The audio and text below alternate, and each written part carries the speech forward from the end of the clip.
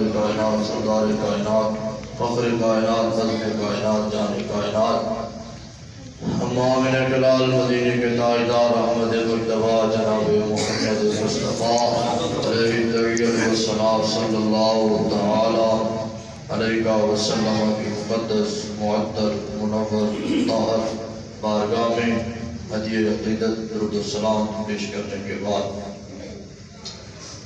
بندہ نشید نے قرآن مجید کے مختلف مقامات سے آیات بینات کا انتخاب کیا ہے. دعا کرو اللہ تعالی امام الانبیاء خاتم الانبیاء والمرسلین صلی اللہ تعالی علیہ وسلم کی زلفوں کے تصدق اور تبرک سے حق اور سچ بیان کرنے کی توفیق نصیب فرمائے. اللہ تعالی امت مسلمہ کو کھویا ہوا وقار واپس عطا فرمائے, وہ کھویا ہوا عروج واپس عطا فرمائے اور صدق کے دل سے امام الانبیاء کی تحریز کے ساتھ ناطہ رشتہ تعلق نسبت مضبوط کرنے کی توفیق نصیب فرمائے. یہ بھی حیائی کا دور چل رہا ہے, جس طرح بھی نگاہ اٹھائیں بے حیائی نظر آتی ہے. بدبختی بے شرمی کا دورہ ہے. نوجوان نسل جس معیار پر آنا چاہیے تھا اس کو وہ معیار اپنا بھلا بیٹھی ہے. جس نظر کی آبیاری فیضان مدینہ الرسول سے کرنی تھی, اس نسل کی آبیاری ہم نے واشنگٹن ہاؤس سے چلنے والی ٹھنڈی ہواؤں سے کی. جس نوجوان نسل کی پرورش ہم نے داتا اجمیری کے بتائے ہوئے طریقے پر کرنی تھی, وہ نسل آج یورپ کی ہواؤں کے مزے لیتے ہوئے نظر آتی ہے. جس نسل کے ہاتھ میں آج قرآن ہونا چاہیے تھا, وہ نسل آج اغیار کے در پر کھڑے ہو کر اغیار کی محفل سجاتے ہوئے نظر آتی ہے. جس نسل کو ایک ہاتھ میں دامن رسول اور دوسرے ہاتھ میں دامن صحابہ مضبوط کر کے میدانوں کی طرف نکلنا چاہیے تھا, وہ نسل آج بے راہی کا شکار ہو چکی ہے. اور آئے دن نئے نئے کیس, نئی نئی باتیں, نئی نئی کہانیاں, ہر زاویے سے ہر جغرافیے سے کوئی نہ کوئی روز کہانی ملتی ہے سننے کو. لو جی والدین بڑے پریشان ہیں, اولاد کے ساتھ کیا کیا جائے, کیسے اولاد کو رائے راس میں لگایا جائے. وہ طریقہ پیروں کے طویل بھی کام آنے سے ختم ہو گیا, مولویوں کی دم جھاڑ بھی ختم ہو گئی. اب ہر بار بتائیں جی کیا کریں. نوجوان نسل قرآن کے ساتھ تعلق جوڑ لے, رسول اللہ کے دربار کے ساتھ منسوب ہو جائے. کوئی طریقہ بتائیں جی. طریقہ تب آپ کو نصیب ہوگا جب آپ خود قرآن کے ساتھ جڑ جائیں گے. جب آپ قرآن کے ساتھ نہیں جڑیں گے, آپ کی نسل آپ کے مارنے کے باوجود بھی قرآن کے ساتھ بالکل بھی نہیں جڑے گی. جب تک میرا تعلق اسلام کے ساتھ نہیں ہوگا, میری وابستگی, میرا رشتہ اسلام کے ساتھ مضبوط نہیں ہوگا, میں 7 بندوں کو پیرے پر کھڑا کر کے کہوں کہ میری نسل گناہ سے بچ جائے, ایسا کبھی بھی نہیں, ایسا کبھی بھی, کیونکہ مجھے فالو کرنا ہے میری اولاد نے, مجھے دیکھ کے انہوں نے قدم اٹھانا ہے, سٹیپ بائی سٹیپ چلنا ہے. بیٹی ہمیشہ ماں کے طریقے پر چلتی ہے اور بیٹا ہمیشہ کس کے طریقے پہ چلتا ہے جی. تو پھر ہم کیوں کہتے ہیں یہ اولاد خراب ہوگی؟ اپنے ایمان میں ڈوب کر پا جا سراغ زندگی. اقبال نے تڑپ کر کہا اپنے ایمان میں ڈوب کر پا جا سراغ زندگی. بھائی میرا نہیں بنتا تو نہ بن, اپنا تو بن. اپنی تو فکر کرنا, اپنی تو فکر, جب کسی کی فکر نہ کر. پڑوسیوں کی ضرورت نہیں ہے تجھے, محلے داروں کی بھی ضرورت نہیں ہے تجھے, رشتہ داروں کی بھی ضرورت نہیں ہے تجھے, خاندان کی بھی ضرورت نہیں ہے تجھے, جناب کسی شے کی بھی ضرورت نہیں. اپنی تو ضرورت ہے کہ نہیں ہے, اپنی ہے کہ نہیں ضرورت. اپنی چیز کو بندہ سڑک پہ رکھتا ہے یا سنبھال کے رکھتا ہے؟ تو ہم اپنے گریبان میں جھانک کر دیکھیں ہم نے اپنی عزت کو سڑک پہ رکھا ہے سنبھال کے رکھا ہے؟ کس کے ہاتھوں میں دیا ہم نے اپنی عزت کو؟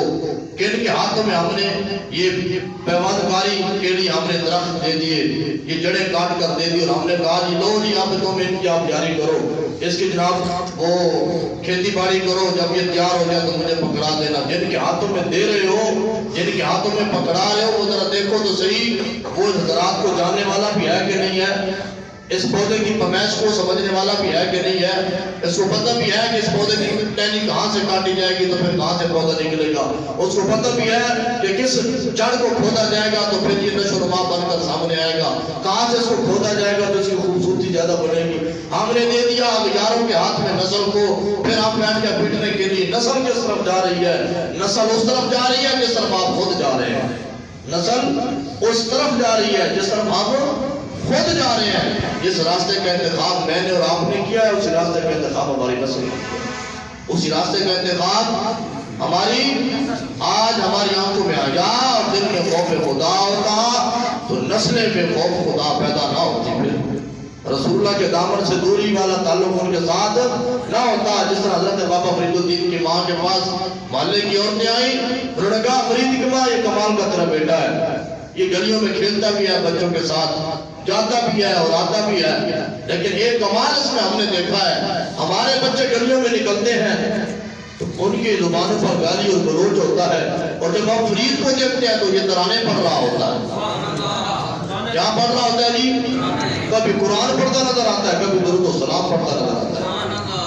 تو فرید کی ماں نے کہا سوال کرنے والی ماں سن، اس میں فرید کا کمال نہیں ہے۔ کہا جی کس کا کمال ہے؟ کہا اس میں فرید کو دودھ پلانے والی ماں کا کمال ہے۔ اپنے ایمان میں ڈوب کر پا جا سراغ خود دیکھو کہ ہم نے نسل کیا پیاری کہاں پر توڑی ہے اور کہاں پر جا کے ہم نے نسل کس کے ہاتھ میں پکڑائی ہے۔ وہ گورا بیٹھا نا تو اس کے بیٹے نے کہا ابا جی یہ مسلمان تو ہمیں لے گئے، یہ تو ہمیں کچا کچا کھا جائیں گے۔ اس نے کہا نہیں ہوئے، یہ کچھ بھی نہیں کر سکتے۔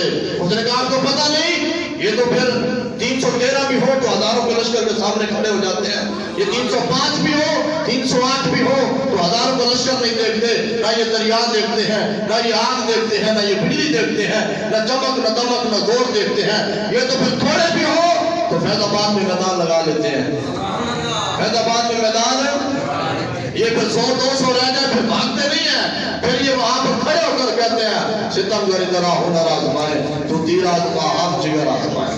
یہ پھر دوڑتے نہیں ہیں بابا جان بچاؤ پہلے آنکھ مار گئے اب دوڑ جاؤ۔ اس گورے کے بیٹے نے کہا ابا یہ تو کچا کچا کھا جائیں گے۔ اس نے کہا نہیں ہم ان کو ایسا جام پلائیں گے، ایسا ان کو جام پلائیں گے، یہ دیکھنے سے مسلمان نظر آئیں گے، کام سے مسلمان نظر۔ اس نے کہا جی وہ کیسے؟ ہم ان کو تعلیم ہی ایسی دیں گے، تعلیم ہی ایسی دیں گے، پڑھیں گے قرآن ہی لیکن کام ہمارا کریں گے، کام ہمارا۔ ہماری تربیت ہی وہ نہیں ہوئی، ہماری تربیت کے اندر وہ فقدان آ گیا تو آج نسل بلا روی کا شکار ہو گئی۔ ہم نے تاریخی ایک دن رکھ لیا بلا روی کا، مسلمانوں نے انگریز کی کاشت کی ہوئی چیز کو مسلمانوں نے اپنے سر پہ رکھ لیا 14 فروری کو۔ کہا جی یہ کیا ہے جی؟ یہ بے حیائی کا دن ہے، اس کو جناب بڑے عظیم الشان طریقے سے منانا ہے۔ بیٹی بھی گھر سے باہر نکل رہی ہے اور بیٹا بھی، کبھی آپ نے پوچھا آج تو سکول اور کالج سے چھٹی ہے تو کس کے پاس جا رہی ہے؟ آج تو اکیڈمی سے چھٹی ہے تو کس کے پاس جا رہی ہے؟ کبھی اس میں توجہ نہیں دی۔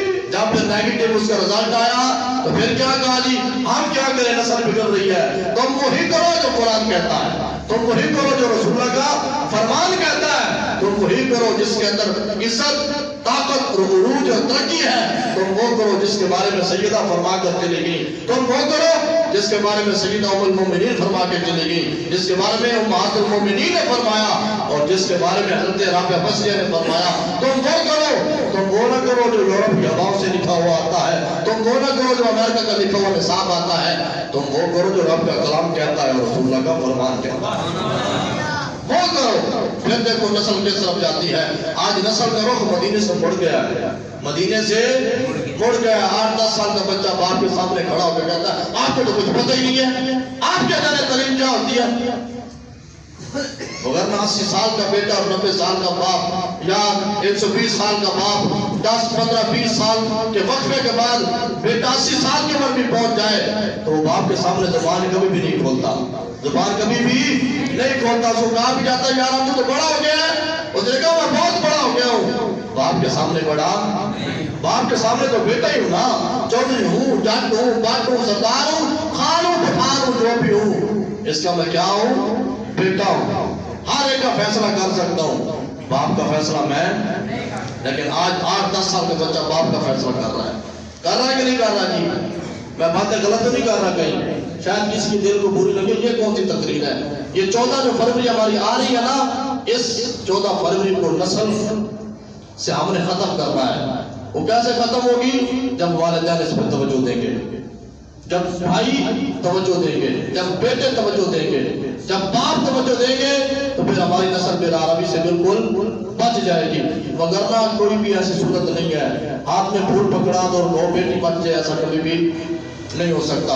दरिंदों के हाथ में आया हुआ नरवा और उनका शिकार कभी बच गया, शेर मुंह खोल कर बैठा हो और आप कहेंगे मछली उसके मुंह से वापस बच के आ जाए और वो भी सलामत आ जाए, ये सोचने वाली की बेवकूफी है।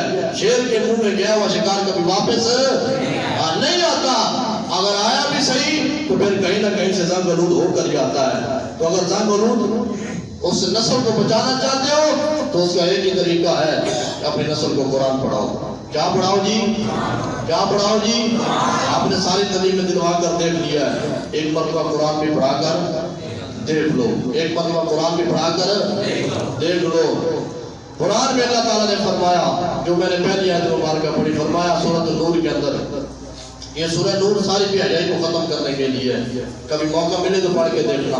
इसकी पहली आयत से लेकर आखिरी आयत तक हर जुर्म की सजा बताई गई है और हर जुर्म से बचने का तरीका बताया गया है। अगर आपके दिल में कभी ख्याल आए कि यार ये चीजें खत्म होनी चाहिए तो किसी मौलवी और पीर के पास जाने की जरूरत नहीं है, कुरान उठाकर देख लेना, कुरान तुम्हें कहेगा ये फलां काम ऐसे है तो इसकी सजा ऐसे है, इसको खत्म ऐसे किया जाएगा, फलां काम ऐसे है इसकी सजा ऐसे है, इसको खत्म ऐसे किया जाएगा। कुरान ने कहा इन्नल्लज़ीना, बेशक वो लोग युहिब्बूना, जो पसंद करते हैं, अंतशियल फाहिशतो, लोगों के अंदर अंतशियल फाहिशता, जो भुलाएं बेहयाई को, बुराई को, बदकिरदारी को, बदआमाली को, किनके अंदर?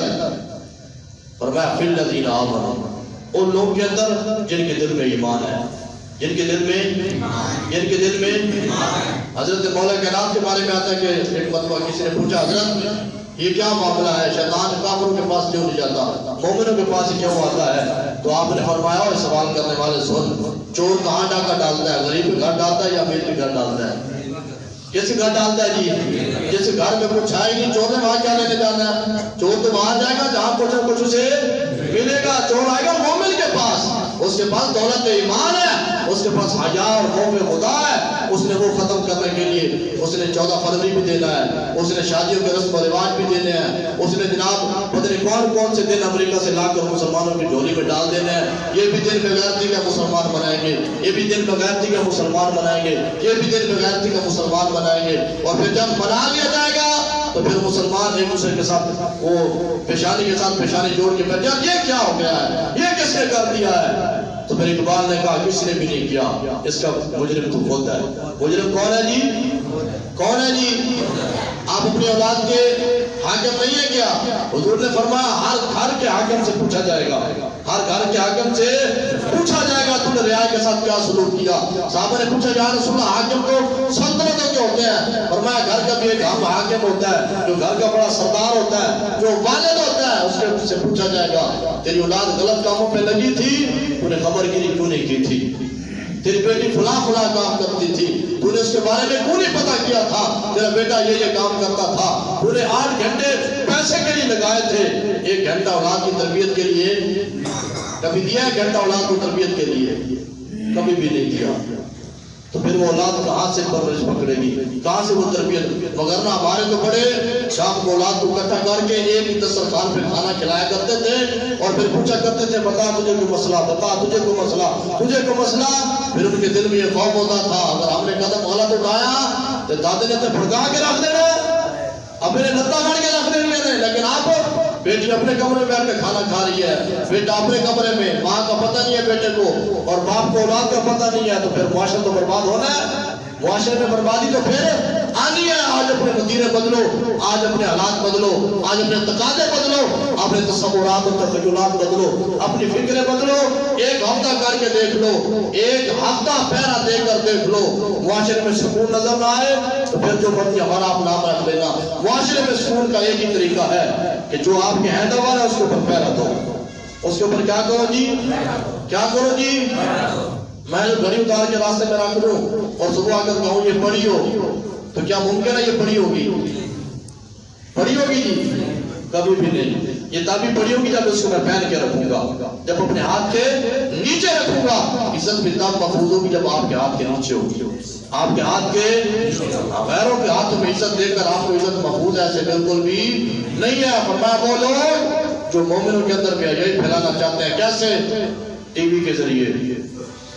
اسی ٹی وی پر باپ بھی بیٹھا ہے، ماں بھی بیٹھی ہے، بہن، بیوی، باقی سارے رشتہ دار، اور ننگے کپڑے پہن کر آگے جناب پروگرام دکھایا جا رہا ہے۔ باپ کی غیرت پہ بھی کوئی اثر نہیں پڑ رہا، بھائی کی غیرت پہ بھی اثر کوئی بھی نہیں پڑ رہا۔ بیٹی کہہ رہی ہے ابا جی یہ پروگرام ہونا چاہیے، اور باپ نے یہ نہیں کہا بیٹا شرم نہیں آتی، تیرا بھائی تیرے ساتھ بیٹھا ہوا ہے تو کیسی باتیں کر رہی ہے؟ اور وہی بیٹی گریبان کھول کے گھر میں پھر رہی ہے، باپ بھی بیٹھا ہوا اور بھائی بھی بیٹھا ہوا ہے۔ جب باپ اور بھائی اس پہ نظر ثانی نہیں نہ کریں گے تو پھر لوگ تو نظر ثانی، لوگ تو پھر نظر ثانی۔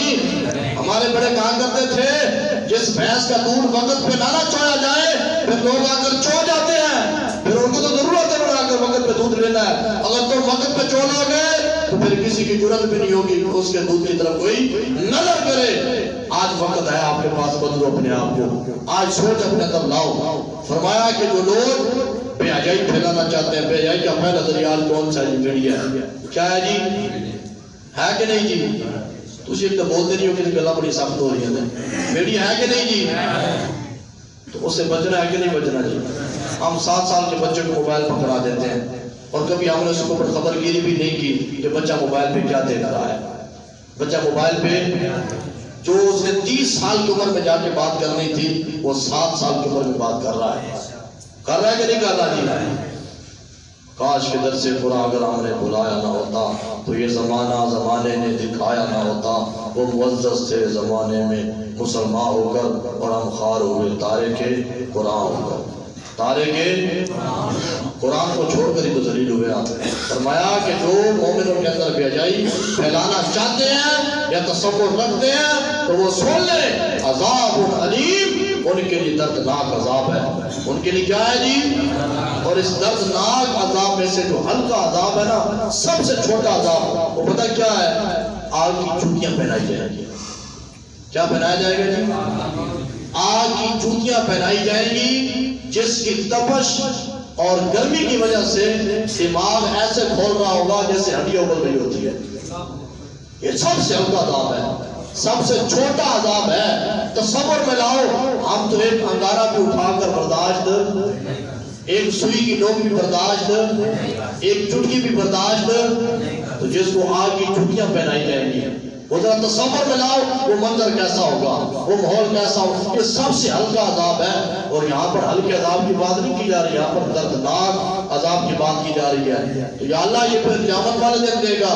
دنیا تو کہتی ہے قیامت والے دن دیکھا جائے گا، یہ تو کہتے ہیں اچھا قبر میں جائیں گے تو دیکھا جائے گا، ابھی تو موجیں کر لو، بڑی زندگی پڑی ہے۔ اللہ فرماتا ہو سوال کرنے والوں سنو، فی الدنیا والآخرہ، یہ جو دردناک عذاب ہے نا، یہ دنیا میں بھی دوں گا اور آخرت میں بھی، دنیا میں بھی دوں گا اور آخرت میں بھی۔ ہم نے استادوں سے پوچھا ساری دنیا میں عذاب کیسے ملے گا؟ فرمایا دنیا میں 3 عذاب ملیں گے۔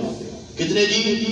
3۔ پہلا عذاب بدکاری، بدفعلی، بدعمالی پھیلانے اور کرنے کی وجہ سے جو ملے گا وہ یہ ہوگا کہ اس کی شکل سے اس کا روب اور دبدبہ اٹھا لیا جائے گا۔ گھر میں باپ بیٹھا نہ بیٹھے کے برابر ہوگا، اولاد کو پتہ ہی نہیں ہوگا باپ بیٹھا کہ نہیں بیٹھا، بہنوں کو پتہ ہی نہیں ہوگا بھائی بیٹھا کہ نہیں بیٹھا، وگرنہ پھر وہ دور تو وہ دور تھا جس دور میں اس کمرے میں بہنیں نہیں جاتی تھی، جس کمرے میں بھائی بیٹھا ہوتا تھا۔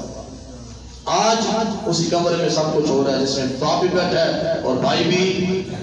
تو اللہ نے عذاب دیا کہ نہیں؟ ان کو پتہ ہی نہیں ہے بھائی بیٹھا کہ بیٹھا باپ بیٹھا کہ نہیں بیٹھا، فرمایا پہلی چیز یہ عذاب کہ ان کا روب اور دبدبہ وجاہت اور جلالت اٹھا لی جائے گی اور وہ بے عزت اور بے تکریم ہو جائیں گے، ان کی اولاد بھی ان کی عزت نہیں کرے گی۔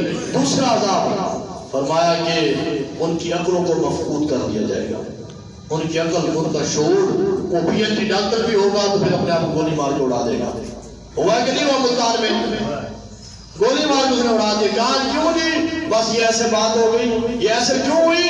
اس کے اندر گناہ مجرم تو بالکل تو آپ ہی تھا نا، اپنے ہاتھ سے پکڑ کر تو نے پودا کسی دوسرے کے ہاتھ میں دیا تھا، تو پھر ایسے ہوگا عقل مفقود ہو جائے گی، بہت بڑا لکھا مانا جائے گا لیکن فیصلہ کرنے کی صلاحیت نہیں ہوگی، لفظ بولنے کی صلاحیت نہیں ہوگی۔ اور تیسرا فرمایا، تیسرا عذاب اس کی نسل میں جائے گا، اس کی نسل بھیڑی پیدا ہوگی، اس کی نسل بری پیدا ہوگی، اس کی نسل بدکار پیدا ہوگی۔ تو اپنے اپنے گربان میں جا کر دیکھو ہم کس کے سزا میں مبتلا ہیں، کس کے سزا میں، آخرت کا عذاب تو پھر وہ تو آگے کی باتیں ہیں نا۔ آج دیکھو اقبال کے شعر پر اپنے ایمان میں ڈوب کر باجا، سراغ زندگی میرا نہیں بنتا تو نہ اپنا تو گھر کا تو کم از کم خیال رکھنا، چلو پاکستان کا خیال رکھنا، وطن کا خیال رکھنا، ملک کا خیال، پڑوسیوں کا، ہمسایوں کا، کسی کا بھی پانی کے اگر چھینٹے بھی کسی کے پڑتے ہیں تو کوئی بات نہیں، کسی کے اوپر لیٹرین کا پانی بھی گرتا ہے تو کوئی بات نہیں، وہ تو ہمسایوں کا مسئلہ ہے نا، ہمسایوں کا مسئلہ ہے۔ یہ بھی پوچھا جائے گا پڑوسیوں سے کہ تیری وجہ سے تیرے ساتھ والے کو تکلیف دی اور تو نے اس کا حل کیوں نہیں نکالا تھا۔ بہرحال مدعا گفتگو یہ ہے کہ خود کو بدلو، خود کو 14 فروری سے پہلے اپنی نظروں میں لاؤ مقامات، ماحول، معاملات، کہ میرا بیٹا کہاں جا رہا ہے اور میری بیٹی کہاں جا رہی ہے۔ سمجھ، میں اکثر کہا کرتا ہوں جو بیٹی کسی کو پھول دے کر آئے اور بھائی کسی اور کو دے کر آئے پھر اس کو حق نہیں ہے پوچھنے کا، اس کو حق نہیں ہے پھر، کیونکہ دونوں پھر ایک مقام پہ کھڑے ہو گئے، برابر آ گیا نا، تو بھائی پھر کس منہ سے پوچھے گا بہن سے تو کس کو دے کے آئی ہے؟ وہ بھی تو سوال کر سکتے تو کس کو دے کے آیا ہے۔ ہاں 14 فروری کا توڑ ایک طریقہ ہے، ہر ماں اور بہن اور بیٹی کے سر پہ چادر رکھو، کیا رکھو جی، اور کہو یہ تیرے کفن اور تیرے عزت کی چادر ہے، مر سکتی ہے یہ چادر اتر، عزت کی چادر اتر۔ ہاں اس طرح آپ اگر ماحول بنائیں گے تو یہ بے حیائی، یہ بدبختی، یہ بدکاری، یہ بدعمالی ختم ہو سکتی ہے، وگرنہ کیا کہتے ہیں، اور کسی نے کہا تھا ایک باغ میں اگر ایک گلو ہو تو پورا گلستان بگڑ جاتا ہے، تو اگر ساری شاخوں پہ گلو آ جائیں تو پھر انجام گلستان کیا ہوگا۔ آج اپنے آپ کو بدلو، آج لے ان کی بنا، آج مدد مانگ ان سے، پھر نہ مانیں گے اگر قیامت میں مان گیا۔ سوال ہوا ہے جی کیا میت کو غسل دینے سے پہلے اس کے ساتھ بیٹھ کر تلاوت کر سکتے ہیں؟ جی بالکل کر سکتے ہیں، اس صورت میں کہ اگر اس کے کپڑے کیا کہتے ہیں وہ میت کے اوپر پورے موجود ہیں، باپردہ میت پڑی ہوئی ہے تو اس کو غسل دینے سے پہلے بھی اس کا سارے ثواب کے لیے قرآن مجید کی تلاوت کر سکتے ہیں، اس میں کوئی حق نہیں ہے۔